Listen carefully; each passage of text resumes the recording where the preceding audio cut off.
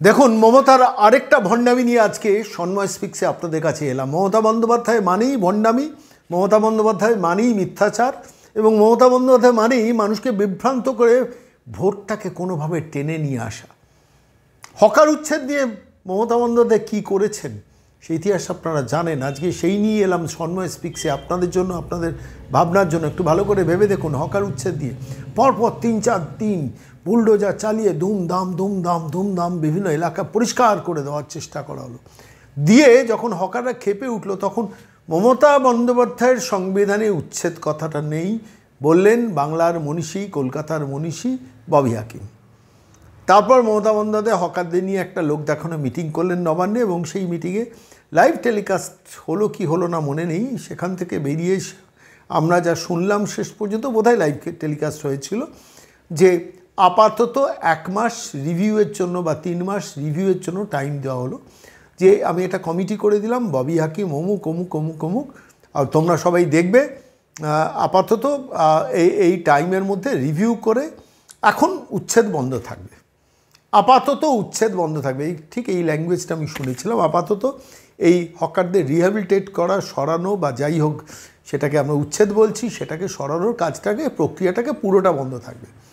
কিন্তু একটু ভালো করে খেয়াল করে দেখুন, সারা বাংলা থেকে আমরা বারবার এই রিপোর্টটা পাচ্ছি যে হকার উচ্ছেদ কিন্তু বিভিন্ন জায়গায় চলছে। লোক বেছে বেছে, জায়গা বেছে বেছে, যে এলাকায় আমি ভোট কম পেয়েছি সে এলাকায় মারো, গুঁড়িয়ে দাও, ভেঙে দাও, বুলডোজার বন্ধ থাকবে। আচ্ছা আপনারা জানেন ধর্মতলার অবস্থাটা কি? আপনারা যান, এখনই যান, এই মুহূর্তে যান ধর্মতলায়, কোনো বুলডোজার চলছে না। খিদিরপুর, রাজাবাজার, মেটিয়াবুরুজ, ধর্মতলায় কোনো বুলডোজার নেই, আপাতত বন্ধ। একটু স্পেসটা ছেড়ে লোকের রাস্তা যাওয়া আসার জায়গা ব্যবস্থা করে করো আপাতত। তারপর 1 মাস বা 3 মাস বাদে একটা রিভিউ করে সেই তারপর একটা বৈঠক হবে, সেই বৈঠকে রিহ্যাবিলিটেশন অর্থাৎ ববি হাকিমদের নির্দেশ দেওয়া ছিল কোথায় এদের রিহ্যাবিলিটেট করা যাবে সেই পরিকল্পনাটা নাও।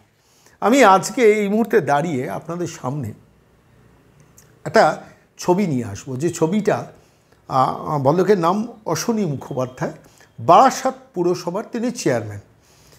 গত পরশু দিন নিজে দাঁড়িয়ে থেকে বুলডোজার দিয়ে 250-র ওপর হকার উচ্ছেদ করে দিয়েছেন। আচ্ছা, বুলডোজার দিয়ে যখন হকারের জিনিসপত্র ভেঙে গুঁড়িয়ে দেওয়া, কী করে ববি হাকিম বলেন যে উচ্ছেদ নেই, মমতা বন্দ্যোপাধ্যায়ের অভিধানে উচ্ছেদ নেই? উচ্ছেদ তো করছেন, বলুন না, স্বীকার করুন, অসুবিধাটা কোথায়? হয়তো বারাসাতে ওইসব এলাকায় ভোট কম পেয়েছেন বলে মেরে ভেঙে উড়িয়ে দাও। আপনি ভাবুন তো, 250টা দোকান, এক একটা দোকানের পেছনে কি পরিশ্রম, কি অর্থ ব্যয় গরিব মানুষের থাকে। আপনি তুলছেন, আপনি বসিয়েছিলেন কেন? আপনি বসানোর অনুমতি দিয়েছিলেন কেন? প্রথম যেদিন বসেছিল সেদিন কেন লোকাল পুলিশ স্টেশন থেকে বাধা দেওয়া হয়নি? কেন তৃণমূল নেতারা বাধা দেননি? তখন তো তৃণমূল নেতারা ডালা পিছু টাকা তুলেছেন। অর্থাৎ প্রথমে ডালা বসানো, একটা বক্স বসানো, সেই বক্সের জন্য একটা নির্দিষ্ট টাকা, তারপরে আস্তে আস্তে তার একটা ভিত তৈরি করা, তারপরে আচ্ছাদন তৈরি করে ফুল ফ্লেজের দোকান ফুটপাতে। দেখুন, ফুটপাতে দোকান আমিও সমর্থন করি না, তাদের তো বিকল্প কর্মসংস্থান দরকার। সেই কর্মসংস্থান কেন সরকার করেনি?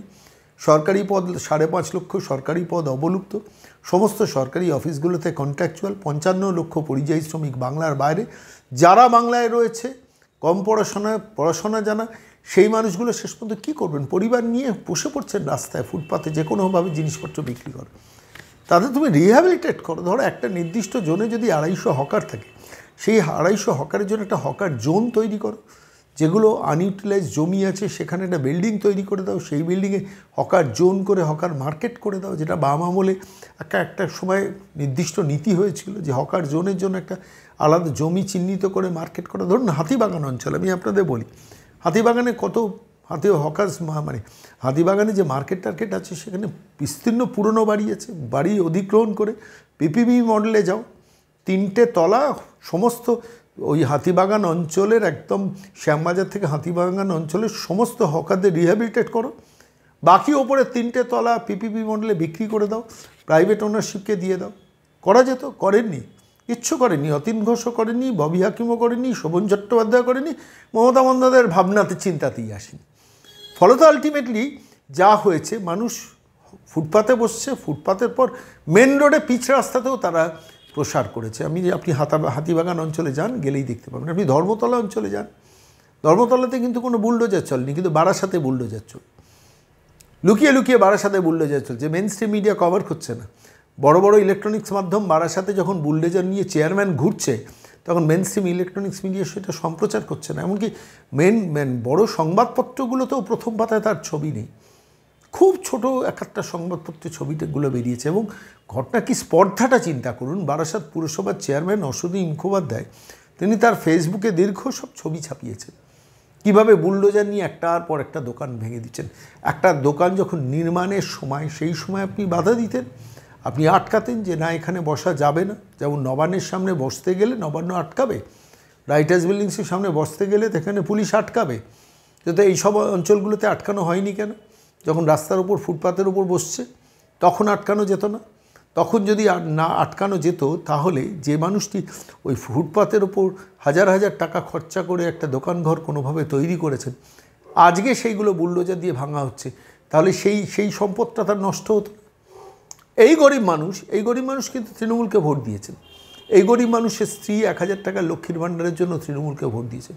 এই গরিব মানুষের স্ত্রী তার কন্যার জন্য ভোট দিয়েছেন মমতা বন্দ্যোপাধ্যায়কে। আর সেই অঞ্চলে নির্বাচনে হেরেছেন বলে সব রাগ ওই হকারদের ওপর। আমি ছবিগুলো আপনাদের এই মুহূর্তে দেখাচ্ছি, দেখুন বারাসাতে কি করেছেন।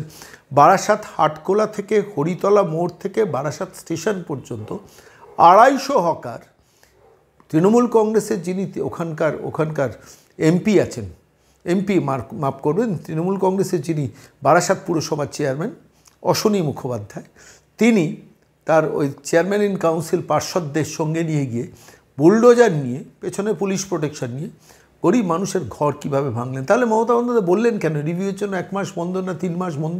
বলার কী দরকার ছিল? বলে দিতে পারতেন আমাদের এখন চলবে নিরবিচ্ছিন্নভাবে। আমরা বারবার বীরভূম থেকে শুনছি, বিভিন্ন জেলা থেকে শুনছি।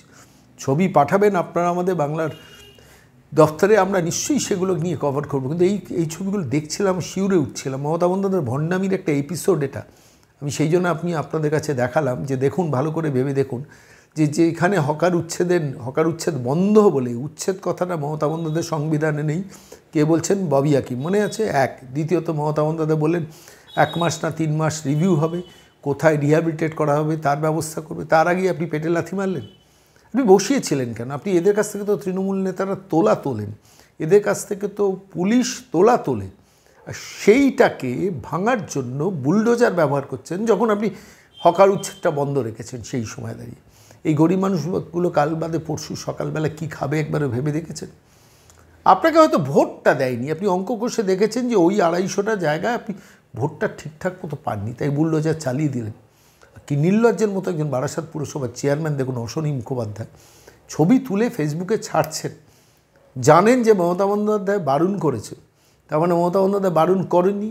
চেয়ারম্যানের মাথায় 10টা মাথা নেই, ধরে 10টা মাথা নেই যে মমতা বন্দ্যোপাধ্যায়ের কথাটাকে অস্বীকার করা। আসলে এইটাই হচ্ছে মুখ আর মুখোশের তফাৎ। সামনে বলছেন বন্ধ, আদতে ভেতর থেকে বলছে তোরা সরা, এখন থেকে তোল সরা। এই রাজনীতি করে বাংলার সঙ্গে লাভ কী? চাকরি দেবেন না, ব্যবসা দেবেন না, বড় শিল্প দেবেন না, আর দিনের পর দিন এই অভব্যতা করে যাবেন, মুখে এক কাজে এক।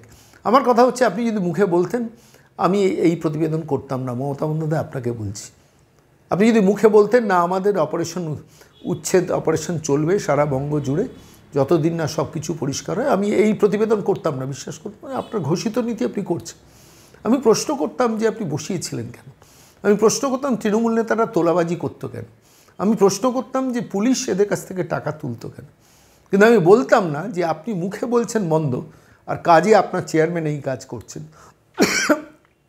বাংলার মানুষ যারা তৃণমূলকে 29টা এমপি উপহার দিয়েছেন, বাংলার মানুষ যারা লক্ষ্মীর ভাণ্ডারের জন্য তৃণমূলকে ভোট দিয়েছেন, তাদের চিন্তার জন্য এই ছবিগুলো আজকে দেখালাম। আপনারা দেখুন আর ভাবুন মমতার মুখ আর মুখোশের তফাৎটা।